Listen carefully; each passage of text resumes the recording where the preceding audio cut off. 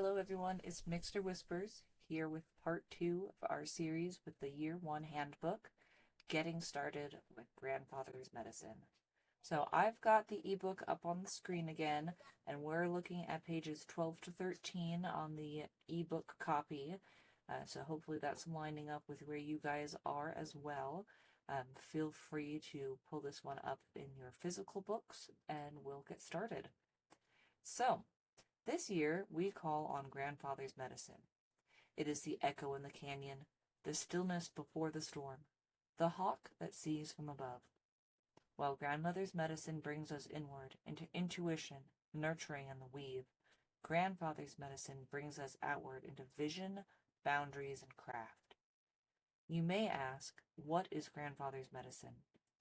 It is a way of learning how to walk responsibly with courage, truth, and commitment.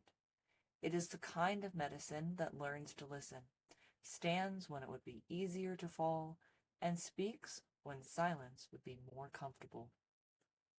It is the medicine of aligned action, when heart, mind, and spirit come into agreement. This year, we're not just dreaming, we are doing, but doing so with sacred intent. Grandfather's medicine invites you to walk in a good way, to be teachable but rooted, to take your place as a bridge between past and future. We ask, what do I stand for? Who am I when no one is watching?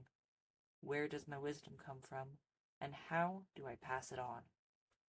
Grandfather's medicine is not about patriarchy.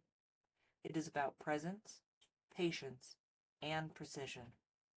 In this journey, may Grandfather's voice remind us to rise with honor, to walk with strength, and to carry our teachings with humility.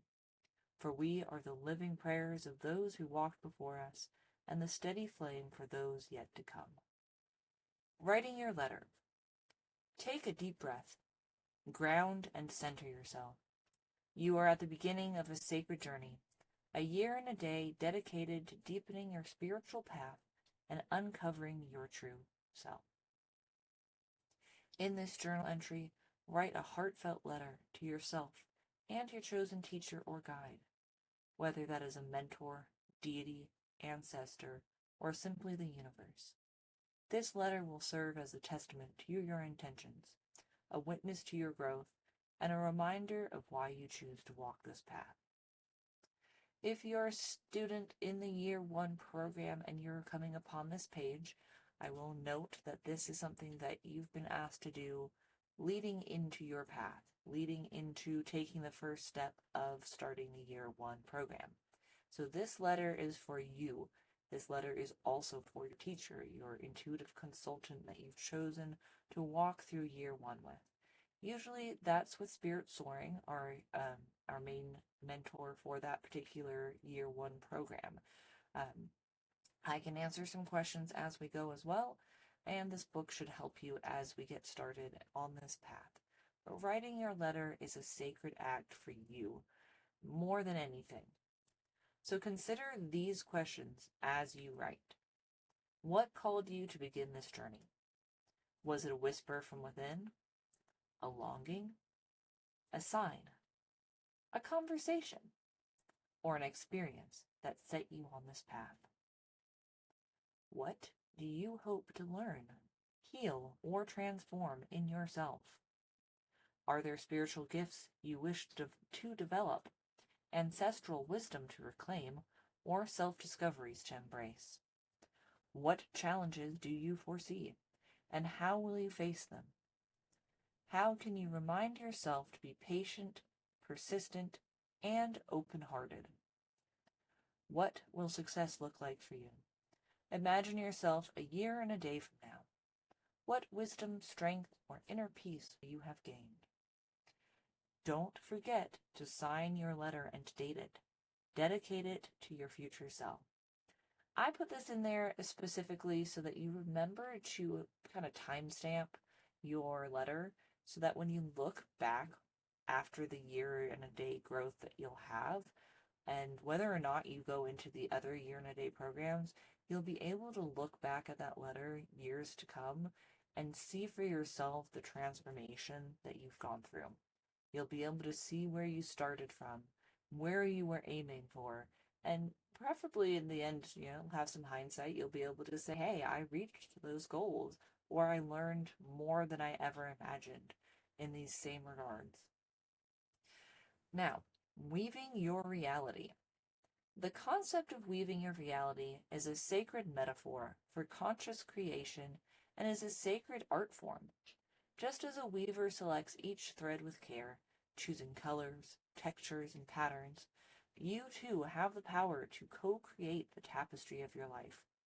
Every thought, emotion, choice, and action becomes a strand. Every belief is a pattern, repeated across the loom of your experience. To weave your own reality means to recognize yourself as both the weaver and the thread, empowered, intentional, and aware.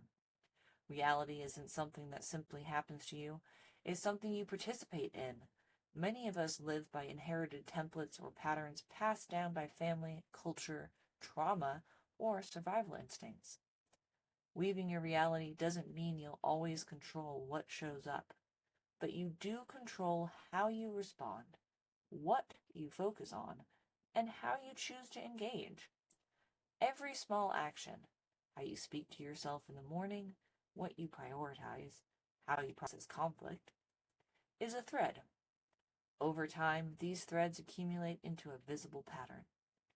Weaving your own reality is not a one-time act. It is a lifelong artistry. It's about slowing down, choosing intentionally, and aligning your soul with your actions.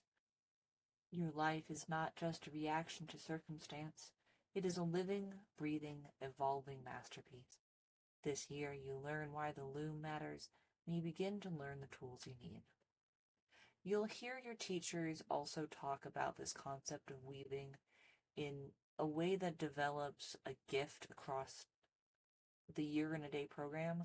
Weaving your reality is about intention above all else.